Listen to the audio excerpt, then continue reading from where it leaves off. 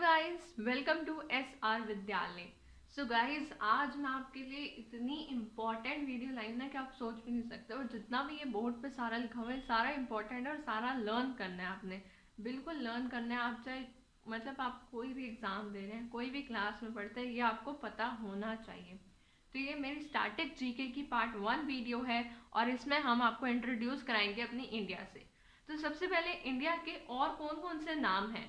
India के सबसे पहले जो और अदर्स नेम है वो एक तो है हमारा आर्यव्रत। ठीक है जी। अब ये जो आर्यव्रत नाम है ये हम आर्यवासियों की वजह से ये आर्यव्रत नाम मतलब आर्यवासी ने ये इंडिया का एक नया नाम रखा था, वो रखा था आर्यव्रत। ठीक है जी। दूसरा जो नाम है वो है भारतवर्ष। भारतवर्ष राजा भरत के नाम पर पड़ा था। क्या नाम? भारतवर्ष।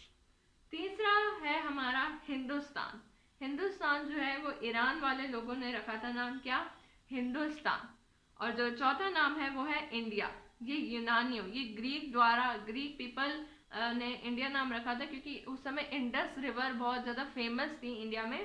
तो Greek people said that this our country is my country is India, right.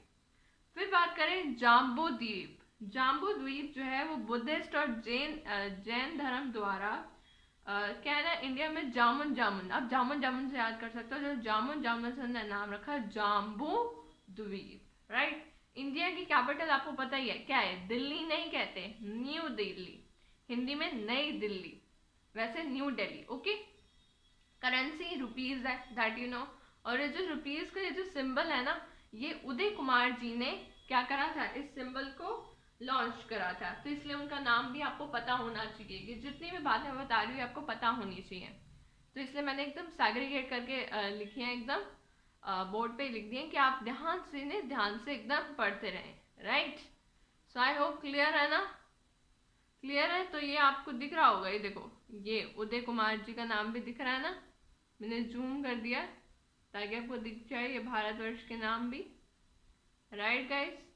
अब चलिए, अब हम चलते हैं यहाँ पर अपने, एक सेकेंड, अभी हमारा पार्ट रहता है नीचे एरिया का, राइट। हाँ, तो अब हम बात करते हैं एरिया की और इंडिया की लैंड बाउंड्री की। ये आपको बहुत ही ध्यान से समझने वाली बात है।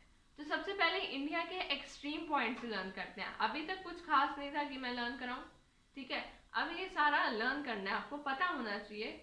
पता ही नहीं, दिमाग में होना चाहिए। ये तो मतलब बेइज्जती नहीं आता तो आपकी इंडिया पे आप लोगों को अपनी कंट्री के बारे में नाखून भर की बात नहीं पता, ठीक है जी।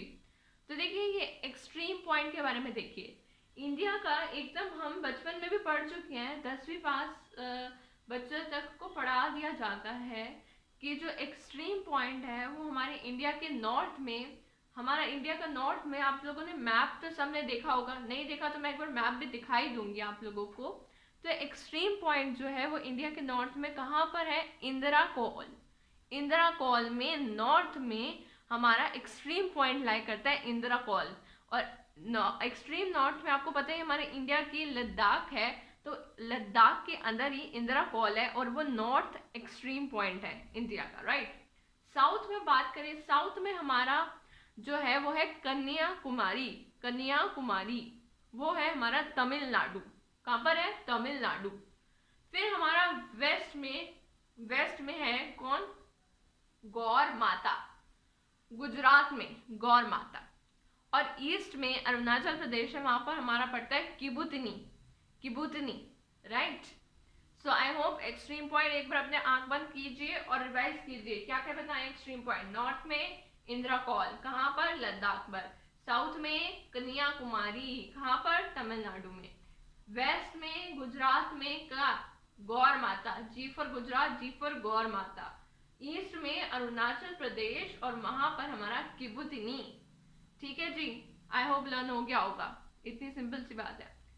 अब हम इंडिया की लैंड बाउंड्री जो हमें पता होनी चाहिए। लैंड बाउंड्री में क्या आता है? लैंड बाउंड्री में आप मैप के ऊपर से चलोगे ना, जैसे गुजरात के बॉर्डर से आपको एक बार मैप दिखाना पड़ेगा, उसके लिए मैं एक वीडियो लाऊंगी अलग से, डोंट वरी। सो अभी एक्चुअली मैप नहीं है। तो ऊपर वो गुजरात से आप लोग जब चलते हैं ना, तो लैंड बाउंड्री जब अरुणाचल प्रदेश तक ऊपर वाली साइड पे, यानी जो सीज के पास में नहीं होती हैं, वो लैंड बाउंड्री जो लैंड्स को टच करती हैं। कोस्टल एरिया मतलब जो सीज को टच करते हुए आती हैं, उसमें 9 स्टेट इंक्लूड होती है, वो कोस्टल है। जैसे कोस्टल में 9 स्टेट्स, उनके नाम जिसे मैंने याद कर रखे, मैं आपको बता देती हूँ, आपको भी याद होने चाहिए। आप चलेंगे, गुजरात आएगा, फिर महाराष्ट्र आएगा, अब नीचे से मैप में देखना, अगर ध्यान से मैप देखा हो, फिर गोवा आएगा, कर्नाटक आएगा, केरल आएगा, तमिलनाडु आएगा। तमिलनाडु के खत्म होते ही आपका आ जाएगा आंध्र प्रदेश, है ना, आंध्र प्रदेश आएगा। अरुणाचल प्रदेश और आंध्र प्रदेश में फर्क है, पता है ना, आंध्र प्रदेश आएगा, उसके बाद उड़ीसा आएगा, फिर वेस्ट बंगाल आएगा। तो ये जो बे ऑफ बंगाल और अरेबियन सी को टच करते हुए जो कोस्टल बाउंड्री आती है, उनका आपने याद करना है, क्या है, 7516, 7516, 7516, ठीक है, 7516 किलोमीटर ये कोस्टल है। लैंड की बात करें, हर एग्जाम में काम आएगा, पता कर लो, पता होना ही चाहिए, इतना तो इंडिपेंडेंस से भी आ रहा है, राइट। सो लैंड की बात करें तो लैंड में जो आती है वो आती है हमारी 15,200, 15,200 किलोमीटर, ये हमारी लैंड बाउंड्री है, इंडियन लैंड बाउंड्री, ये पता होनी चाहिए, 15,200 किलोमीटर। 5 बार जाप करोगे याद हो जाएगी, 15,200 kilometre, 15,200 kilometre, 15,200 kilometre, 15,200 kilometre, 15,200 kilometre Indian land boundary है, राइट। और कोस्टल लैंड बाउंड्री की बात करें तो 7516 किलोमीटर, 7516 किलोमीटर, राइट। 7516, 7516 ऐसे याद कर लो, ठीक है। एरिया, एरिया तो यार तुम्हें टिप्स पे हो जाए, अगर एरिया नहीं तो इतना बड़ा कैलकुलेशन कैसे करोगे। कभी एरिया आ गया एमसीक्यू फॉर्म में, तो एरिया क्या है, जिसे छोटे छोटे पार्ट में याद करो, 32, 32, 32, 87, 263, 32, 87, 263, 32, 87, 263 किलोमीटर स्क्वायर।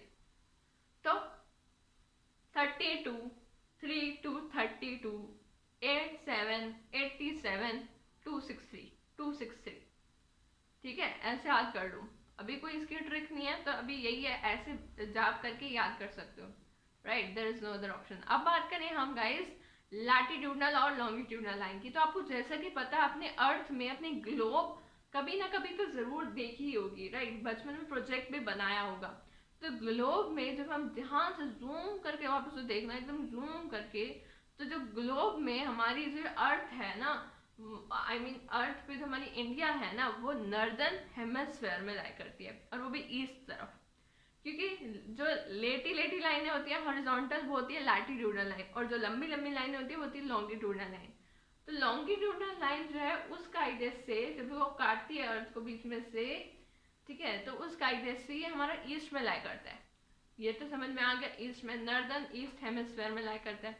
तो ईस्ट में जो लंबी लाइन वो करती है, जो कंट्रीज का विभाजन करती है, उस कायदे से 68 डिग्री 7 ईस्ट याद होना ही चाहिए, ये तो याद होना ही चाहिए, तभी तो आगे लेवल बढ़ाओगे। 68 डिग्री 7 ईस्ट से लेकर 97 डिग्री 25 ईस्ट तक हमारा लॉन्गिट्यूडनल लाइन होता है। और लैटिट्यूडनल लाइन की बात करें तो 8 डिग्री नॉर्थ, 8 डिग्री नॉर्थ, जैसे 0 पे तो इक्वेटर आ जाता है, फिर ऊपर चलोगे तो 8 डिग्री नॉर्थ से हमारी इंडिया स्टार्ट होती है, और ऊपर खत्म कब होती है, वो जो उसकी टॉप मोस्ट एक्सट्रीम पॉइंट होता है ना, वो होता है 37 डिग्री 6 नॉर्थ, मैप में भी बना होता है ये, राइट। सो 8 डिग्री 4 नॉर्थ, याद करो इसे, 8 डिग्री 4 नॉर्थ से 37 डिग्री 6 नॉर्थ तक लैटिट्यूडनल लाइन है हमारी इंडिया की बात कर रही हूँ। और लॉन्गिट्यूडनल लाइन बात करूँ तो 68 डिग्री 7 ईस्ट से लेके 97 डिग्री 25 ईस्ट तक हमारी लॉन्गिट्यूडनल लाइन है। सो आई होप गाइस ये लर्न हो गया होगा, पूरी वीडियो सुनोगे तो ज़रूर लर्न हो गया होगा।